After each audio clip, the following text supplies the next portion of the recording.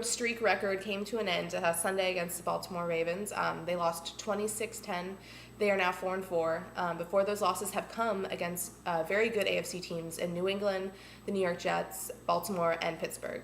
There was a lot of controversy coming out of this game. During the game, LeBron McClain apparently spit on Channing Crowder, and Crowder kind of lost it, and it basically started this whole rumble. And where Derek Mason stepped in and was basically calling out Crowder, saying he was a bad player. While there wasn't evidence on CBS broadcast, actually one of the Miami station actually captured it on the sidelines. You can clearly see McClain spitting on Crowder. Coach Sparano sent evidence to the NFL, and we're still waiting to hear back from that to see if any punishment will be dropped against McClain. But it has caused quite a lot of controversy, but that has not been the only controversy this week.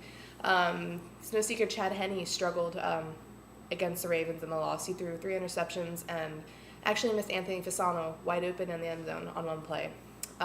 Coach Tony Sparano finally made a change, and he benched Henne in favor of Chad Pennington on Sunday, who's going to get the start against the Titans. He says it has nothing to do with Henne's future with the team, but more so for this moment right now, that he felt that they needed to make this change. Chad Henne is still developing as a quarterback. That's honest to see. But there is a certain point, I think, that Sparano finally said, we're 4-4. We are 3 spots out of a playoff berth, and we need to get going now. Well, I don't think putting Pennington in is going to give the Dolphins much of a boost. It's whatever that Sparano feels comfortable with doing. If he feels this is going to give his team a boost, then he's going to do it. Henne is still developing as a quarterback. This is his 3rd season, and he showed signs of promise. But with a young quarterback, it's going to come those bad moments with the good moments. And, I think eventually Henne, I think he'll still have a lasting impact in the franchise. But right now they're going with Pennington. Pennington actually has said that he likes being the backup. But of course, right now he's taking every opportunity as it comes. He had shoulder surgery again, and we know he doesn't have the strongest arm.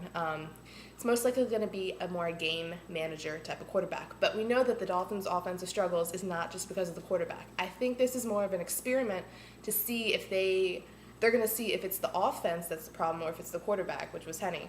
But I think they're going to eventually see that it was the offense, because their run game has been in a stall mode for the entire season. Ronnie Brown and Ricky Williams are not producing, and that's something that needs to change. That's one of the reasons they lost against Baltimore. They couldn't get the run game going, and going up against Tennessee, who has a great defense and great offense, they're going to need to be in this game for its entirety. And quarterback Al Harris, who was released from the Green Bay Packers, and actually dropped Jason Allen, a rookie that they signed in the first round a few years ago.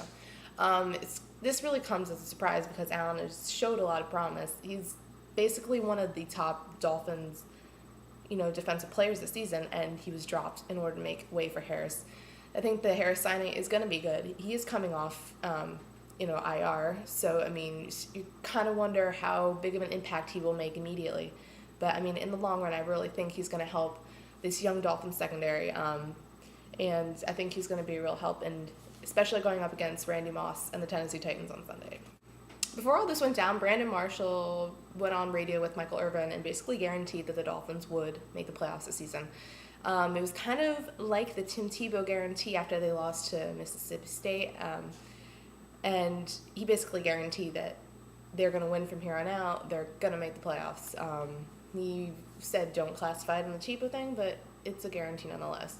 They are 4-4, and they are 3 spots out of an AFC playoff berth. In a very, very great division. Another thing Marshall addressed has been his play this season. When the Dolphins brought him in, they were looking for him to be a playmaker, a guy that could catch the ball deep, someone that would help Chad Henne, which doesn't look like it's going to happen right now. He actually went out and defended his quarterback before Henne got benched the day later. But basically, Marshall on Sunday had 1 catch for 21 yards, and then he had 4 other catches, which totaled about 9 yards. So he's been getting double-teamed all season. That's easy to see. He basically said in seasons past he has been double-teamed occasionally in certain instances, but he has basically been double-teamed all season long. And, that has given way for receivers like Devon Bess and Brian Hartline and tight end Anthony Fasano to make plays and to stand out and to be the team's leading receiver. He hasn't been the deep threat because he's like a decoy, and you put two men on him, and you open up your other receivers. I don't think that's what he wanted, but he's a team player, and it looks like he just wants to get his team to the playoffs. Sunday's game against the Titans begins a 5-day stretch for the Dolphins in which they have to play the Titans and the Chicago Bears. They're going to have to win one or both of these games to keep in the playoff chase, at least one. It's not going to be tough. It's going to be tough seeing as they are 0-3 at home, and both these games are at home. Unless Miami can get its run game and offense going, I don't think they're going to win against Tennessee on Sunday. Their defense might keep them in it for a certain part, but this is when their offense needs to step up, and I don't think it was Henne that has been responsible for the offense's sputtering. It has definitely been consistency on all fronts. You put the running backs, the receivers, the line, the quarterback. But I don't think they're going to win against Tennessee at home, which means they're going to have to, beat the Bears 5 days later, and that's going to be difficult as well. Have a great week. Enjoy the game.